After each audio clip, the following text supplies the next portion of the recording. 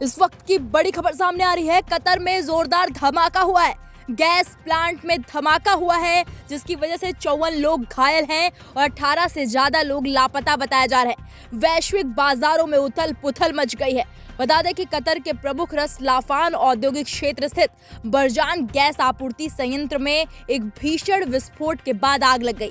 इस हादसे में कम से कम 54 कर्मचारी घायल हो गए हैं जबकि 18 अन्य अभी भी लापता बताए जा रहे हैं। दरअसल ये हादसा उस वक्त हुआ जब ईरान की बमबारी और स्ट्रेट ऑफ हॉर्मुज की नाकेबंदी के बाद कर्मचारी टर्मिनल में दोबारा परिचालन शुरू करने का प्रयास कर रहे थे। इस दौरान यहाँ विस्फोट के कारण आग लग गई। दुनिया के शीर्ष प्राकृतिक गैस उत्पादकों में शुमार कतर के इस प्रमुख निर्यात केंद्र में हुए हादसे से वैश्विक ऊर्जा बाजारों में उथल पुथल मच सकती है। ईरान के द्वारा होर्मुज जलडमरू मध्य पर लगाए गए प्रतिबंध के कारण कतर अपने ग्राहकों को गैस की आपूर्ति नहीं कर पा रहा था, जिसके चलते कतर ने अपना उत्पादन बंद कर दिया था। ईरान द्वारा युद्ध के स्थायी अंत के लिए जारी शांति वार्ता के बीच स्ट्रेट ऑफ हॉर्मुज में अपनी नाकेबंदी ढीली करने के बाद कतर ने अपने निर्यात टर्मिनल को फिर शुरू करने का प्रयास किया। सरकारी कंपनी कतर एनर्जी ने बताया कि इसी कार्य के चलते बरजान गैस आपूर्ति संयंत्र में विस्फोट और आग लग गई, जिसमें 54 लोग घायल हो गए जबकि 18 से ज्यादा लोग लापता है।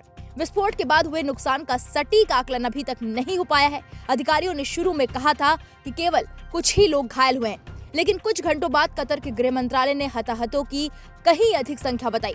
कतर के रास लाफान इंडस्ट्रियल सिटी में स्थित एक गैस प्लांट में बड़ा धमाका हो गया है। बड़ी खबर बता रहे हैं आपको।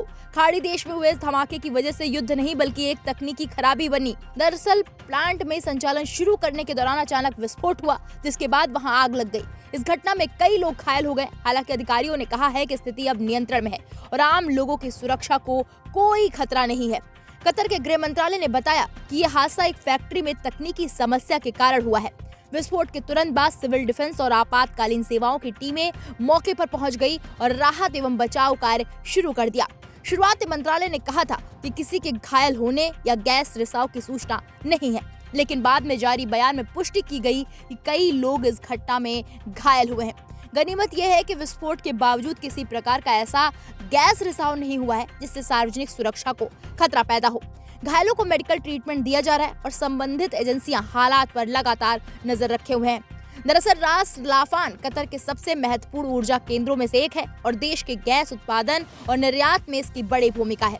इसलिए इस घटना पर देश के ऊर्जा क्षेत्र और अंतर्राष्ट्रीय बाजार की भी नजर बनी हुई है। फिलहाल अधिकारियों ने स्पष्ट किया है कि जनता को घबराने की जरूरत नहीं है, क्योंकि कोई खतरनाक रिसाव नहीं हुआ है। घटना के कारणों की विस्तृत जांच शुरू कर दी गई है और ये पता लगाया जा रहा है कि तकनीकी खराबी आखिर हुई कैसे। साथ ही भविष्य में ऐसी घटनाओं को रोकने के लिए सुरक्षा उपायों की भी समीक्षा की जा रही है।